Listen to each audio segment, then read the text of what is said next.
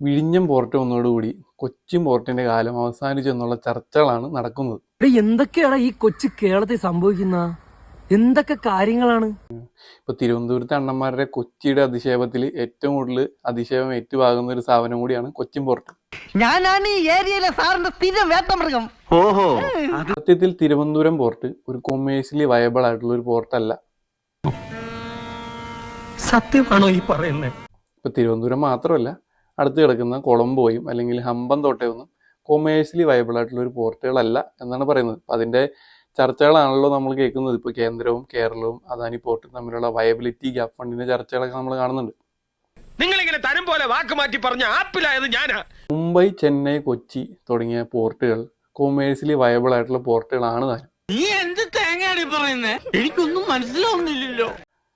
കൊച്ചി കിടക്കുന്നത് ചെന്നൈ മുതൽ കൊച്ചി വരെ വ്യാപിച്ചു കിടക്കുന്ന ഇന്ത്യയിലെ തന്നെ ഏറ്റവും വലിയ ഇൻഡസ്ട്രിയൽ കോറിഡോറിൻ്റെ ഭാഗമായിട്ടാണ്. ആ ഇൻഡസ്ട്രിയൽ കോറിഡോറിൻ്റെ പടിഞ്ഞാറേ ഭാഗത്ത് കൊച്ചിൻ പോർട്ടും കിഴക്ക് ഭാഗത്ത് ചെന്നൈ പോർട്ടുമാണുള്ളത്. ഇപ്പോൾ ചെന്നൈ, ബാംഗ്ലൂർ, സേലം, കോയമ്പത്തൂർ, പാലക്കാട്, കൊച്ചി ഇങ്ങനെ കിടക്കുന്ന ഒരു ഇൻഡസ്ട്രിയൽ ഏരിയ ആണ്.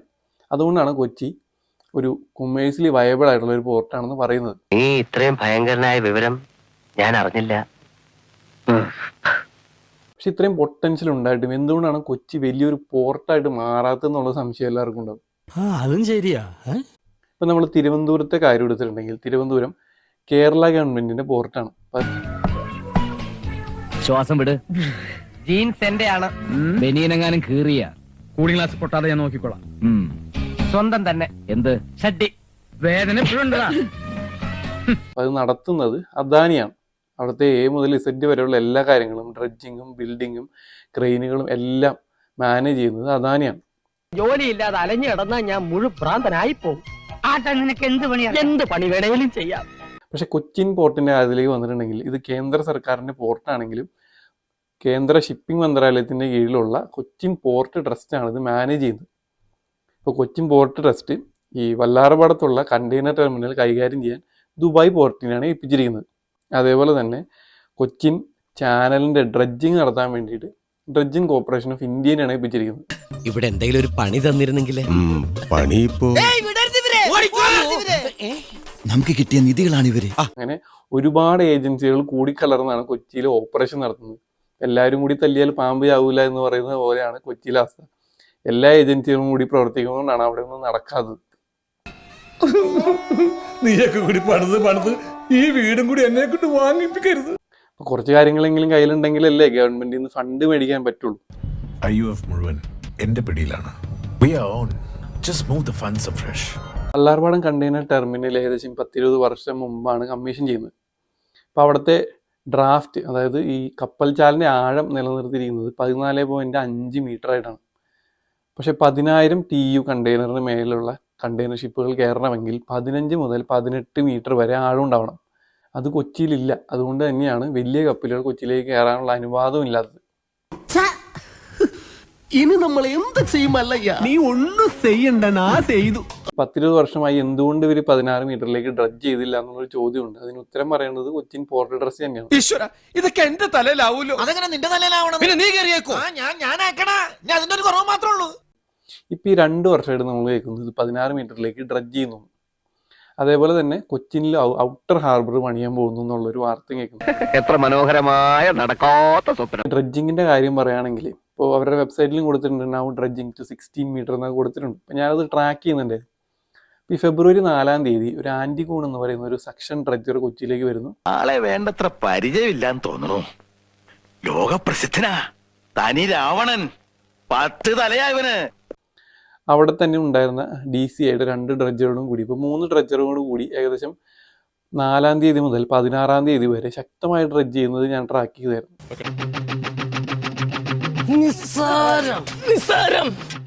നിസ്സാരം നമ്മളെ കൊണ്ട് പറ്റും, നമ്മളെ കൊണ്ടേ പറ്റൂ.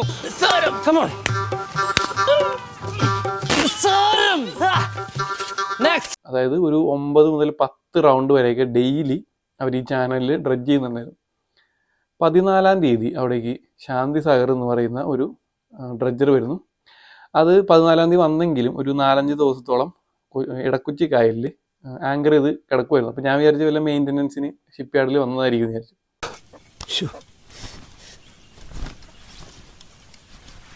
കനകമ്മേ ഓ കഞ്ഞിയാകുമ്പോ വിളിച്ചാ മതി. പക്ഷേ 17-ാം തീയതി പെട്ടെന്ന് ഈ ആൻറ്റിഗൂൺ എന്ന് പറയുന്ന ഡ്രഡ്ജർ സിംഗപ്പൂരേക്ക് പോകുന്നു. അതോടൊപ്പം തന്നെ ഈ DC-യുടെ ഒരു ഡ്രഡ്ജർ ബെർത്ത് ചെയ്യുന്നു. അങ്ങനെ ഒരു ഡ്രഡ്ജർ മാത്രമായി പിന്നെ ഡ്രഡ്ജിങ്. അത് പിന്നെ ഞാൻ ഒരുത്തൻ മാത്രം വിചാരിച്ചാ മതിയോ? കൂടെയുള്ള കോന്തന്മാരും കൂടെ വിചാരിക്കണ്ടേ? ഈ കഴിഞ്ഞ ദിവസങ്ങളിലായിട്ട് ഈ ശാന്തിസാഗർ 4 എന്ന് പറയുന്ന ഡ്രഡ്ജർ ഇപ്പോൾ കൊച്ചിയിൽ ഡ്രഡ്ജ് ചെയ്യുന്നത് പോലെ എനിക്ക് ട്രാക്ക് ചെയ്യാൻ സാധിക്കുന്നുണ്ട്. അപ്പോൾ എന്തുകൊണ്ട് ഇത്രയും ദിവസം അവർ ഡ്രഡ്ജ് ചെയ്യാതെ കിടന്നു? ആരോട് ഇതിങ്ങനെ എത്ര വട്ടം പറഞ്ഞു? കൊച്ചിയിലുള്ളൊരു പ്രശ്നം എന്ന് വെച്ചിട്ടുണ്ടെങ്കിൽ ഡ്രഡ്ജ് ചെയ്തുകൊണ്ടിരുന്നാൽ കണ്ടിന്യൂസ് ഡ്രഡ്ജ് ചെയ്യണം. ഈ മുംബൈ ഒക്കെ പോലെ തന്നെയാണ്, കണ്ടിന്യൂസ് ഡ്രഡ്ജ് ചെയ്താണ് അവരെ അവിടുത്തെ ആഴം നിലനിർത്തുന്നത്. ഇപ്പോൾ അതൊരു വിദേശ കമ്പനിയാണ് ചെയ്യുന്നത്. ഇപ്പോൾ കൊച്ചിയിൽ ഇത് ഡ്രഡ്ജ് ചെയ്തില്ലെങ്കിൽ പിന്നീട് അവിടെ മണ്ണ് പിന്നെയും വന്ന് മൂടി അതിൻ്റെ ആഴം പിന്നെയും കുറയും. അനുഭവജ്ഞാനം കൊണ്ടും പിന്നെ തന്നോടുള്ള വാത്സല്യം കൊണ്ടും പറയാണ് ഇതിന് പരിഹാരം ഇല്ല. ഫെബ്രുവരി 4-ാം തീയതി മുതൽ 17-ാം തീയതി വരെ ചെയ്ത പണിയെല്ലാം വേസ്റ്റ് ആയിട്ടുണ്ടാവും. അത്രയും പൈസയും വേസ്റ്റ് ആയിട്ടുണ്ടാവും എന്നാണ് എൻ്റെ ഒരു കാൽക്കുലേഷൻ.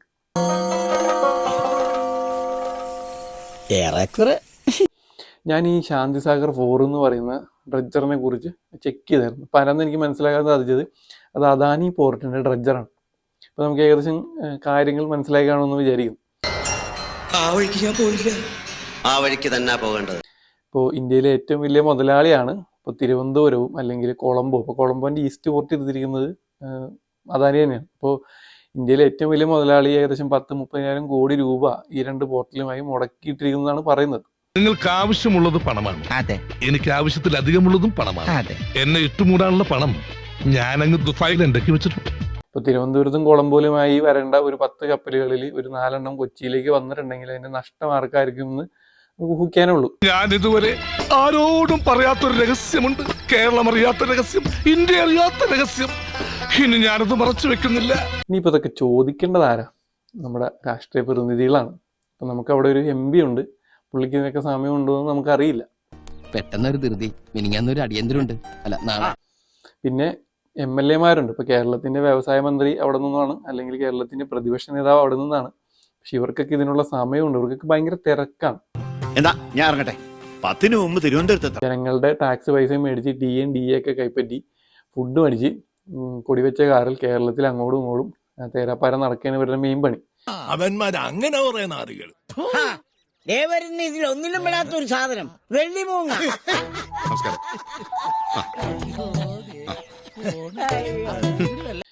ചില രാഷ്ട്രീയ നേതാക്കൾക്ക് കേരളത്തിൽ പാർട്ടിയെ എങ്ങനെയെങ്കിലും എല്ലാ ഇലക്ഷനും ജയിപ്പിക്കുക എന്നുള്ളൊരു ഉത്തരവാദിത്വം കൂടിയായിട്ട് മുന്നോട്ട് പോയിക്കൊണ്ടിരിക്കുകയാണ്. അതിൻ്റെ ഇടയിൽ കൊച്ചിൻ പോർട്ട് നിന്നു പോവുകയോ അല്ലെങ്കിൽ കൊച്ചി വിമാനത്താവളം അടച്ചിടുകയോ അവിടുത്തെ വ്യവസായ സ്ഥാപനങ്ങൾ നിന്നു പോവുകയോ ജനങ്ങൾക്ക് ജോലി നഷ്ടപ്പെടുകയൊക്കെ ചെയ്തിട്ടുണ്ടെങ്കിൽ ഇവർക്കത് വലിയ കാര്യമായിട്ടൊന്നും പരിഗണിക്കുന്നില്ല. ഇപ്പോൾ ഒരു പുതിയൊരു പരിപാടിയായിട്ട് ഇറങ്ങിയിട്ടുണ്ട്. ഇപ്പോൾ ഇലക്ഷനൊക്കെ വരികയാണല്ലോ. അപ്പോൾ അതിൻ്റെ ഭാഗമായിട്ട് ഇടതും വലതും കൂടി ഇറങ്ങിയിരിക്കുന്നത് ലഹരി വിമുക്ത കേരളത്തിന് വേണ്ടിയിട്ടാണ്. Narcotics is a dirty business. ഇപ്പോൾ കേരളത്തിലെ യുവജനങ്ങൾ ലഹരിക്കടിമയാവുന്നു, അതേപോലെ തന്നെ വയലൻസ് ശക്തമായി കൂടുന്നു എന്നൊക്കെ പറഞ്ഞിട്ട് ഉള്ള പ്രഹസനത്തിൻ്റെ ഭാഗമായി ഇറങ്ങിയിരിക്കുകയാണ്. നമ്മൾ കാലകാലങ്ങളായി ഇത് ഇലക്ഷനൊക്കെ വരുമ്പോൾ നമ്മൾ കാണുന്നതാണ് മദ്യത്തിനെതിരെയും ലഹരിക്കെതിരെയൊക്കെയുള്ള ഇവരുടെ പ്രവർത്തനങ്ങൾ. ഈ നാടിനെ സ്വർഗതുല്യമാക്കാൻ നിങ്ങൾ എന്നെ വിജയിപ്പിച്ച് മന്ത്രിയാക്കി ചിറ്റാരിക്കരയുടെ പാരമ്പര്യം നിലനിർത്തണമെന്ന് ആഹ്വാനം ചെയ്തുകൊണ്ട് നിർത്തുന്നു. രണ്ടുപേരും കൂടി കണ്ടെത്തിയിരിക്കുന്നത് എന്താണെന്ന് വെച്ചിട്ടുണ്ടെങ്കിൽ മാർക്കോ എന്ന് പറയുന്ന സിനിമയാണ് കേരളത്തിലെ യുവജനങ്ങളെ വഴിതെറ്റിക്കുന്നതെന്നാണ്. ഇപ്പോൾ മാർക്കോ എന്ന് പറഞ്ഞ സിനിമയെ കുറിച്ച് പറയുമ്പോൾ അത് സിനിമയുടെ വയലൻസ് എത്ര പേര് ചർച്ച ചെയ്യുന്നുണ്ട്, അത്ര ഗൗരവത്തോടുകൂടി ചർച്ച ചെയ്യുന്നുണ്ട്. അതൊരു വളരെ പ്രധാനപ്പെട്ട കാര്യമല്ല. യഥാർത്ഥത്തിൽ കതിരിൽ കൊണ്ടുപോയി വളം വയ്ക്കുക എന്നുള്ളൊരു പരിപാടിയാണ് ഇത് ചെയ്തുകൊണ്ടിരിക്കുന്നത്. കേരളത്തിലെ യുവജനങ്ങൾക്ക് അവരുടെ എനർജിയും സമയവും അവരുടെ ക്രിയേറ്റിവിറ്റിയും ഒക്കെ യൂസ് ചെയ്യാനുള്ള എന്തെങ്കിലും ഒരു സാഹചര്യം ഇവർ ഉണ്ടാക്കി കൊടുക്കുന്നുണ്ടോ? അതേപോലെ തന്നെ കേരളത്തിൽ സ്വന്തം സ്ഥലത്ത് നിന്ന് ജോലി ചെയ്ത് മാന്യമായി ശമ്പളം മേടിച്ച് അവരുടെ ജീവിത രീതികൾ ഉയർന്ന രീതിയിൽ നടത്താൻ ഇവരെ കൊണ്ട് സാധിക്കുന്നുണ്ടോ? പുറത്ത് എന്തോ ആൾക്കാരാണ് ഇവറ്റകളെയൊക്കെ തിരുവനന്തപുരത്തേക്ക് കെട്ടിയെടുത്താൽ മതി എന്ന് പറഞ്ഞോളൂ. എനിക്ക് വീട്ടിലും ഒരു സൗകര്യം തരില്ല എന്ന് വെച്ചാൽ നാശൂലങ്ങള്. എലക്ഷന് മാത്രമേ നമുക്ക് വരെ ആവശ്യമുള്ളൂ എന്ന് ആ പട്ടിണി പാവർക്ക് അറിയില്ലല്ലോ. പല രാഷ്ട്രീയ നേതാക്കളും പറയുന്നത് നമ്മൾ കേൾക്കുന്നതാണ്, ഞങ്ങൾ പ്രശ്നം വരുമ്പോൾ പരിഹരിച്ചില്ല എന്നുള്ളത്. അതായത് ഈ പ്രശ്നം ഉണ്ടാകാതിരിക്കാനുള്ള സാഹചര്യങ്ങൾ ഉണ്ടാക്കി കൊടുക്കാതെ പ്രശ്നം വന്നപ്പോൾ പ്രശ്നം പരിഹരിച്ചിട്ട് ഞങ്ങൾക്ക് വോട്ട് തരുമെന്നാണ് ഇവരൊക്കെ പറയുന്നത്. ഒരു ജോലിയും ചെയ്യാൻ കഴിവില്ലാത്തവൻ ഒരു ദിവസം രാവിലെ ഒരു കൊടിയും പൊക്കി പിടിച്ച് തൊണ്ട കയറി അലറാൻ തുടങ്ങുന്ന നല്ല രാഷ്ട്രീയം. നിന്നെപ്പോലുള്ള യൂസ്ലെസ്സുകളാ രാഷ്ട്രീയത്തിന്റെ മാന്യത കളഞ്ഞത്. മനസ്സിലായോ? ആദ്യം സ്വയം നന്നാകണം, പിന്നെ വീട്, എന്നിട്ട് വേണം നാട് നന്നാക്കാൻ. അയ്യോ, ഞാനിപ്പോൾ വഴിതെറ്റി പോയാൻ. നമ്മൾ കൊച്ചിൻ പോട്ടിൻ്റെ കാര്യമാണ് സംസാരിച്ചുകൊണ്ടിരുന്നത്. ഇപ്പോൾ കൊച്ചിൻ പോർട്ടിനെ റിവൈവ് ചെയ്യണമെങ്കിൽ കൊച്ചിൻ പോർട്ട് ട്രസ്റ്റും അവിടുത്തെ ജനപ്രതിനിധികളും അടിയന്തരമായി എന്തെങ്കിലും പുതിയ പദ്ധതിയുമായി വരികയും ആ പദ്ധതി അടിയന്തരമായി നടപ്പാക്കുകയും ചെയ്യണമെന്നാണ് എൻ്റെ ഒരു അഭിപ്രായം. എവിടെ ശവം? ഞാനിപ്പോ ശവമാകും. എന്നെ വേഗം ആശുപത്രി കൊണ്ടുപോ. എന്റെ കർത്താവേ, വണ്ടി സ്റ്റാർട്ട് ചെയ്യ്. വേഗം. എന്റെ ദൈവമേ, ആ നിലവിളി ശബ്ദം വിടോ.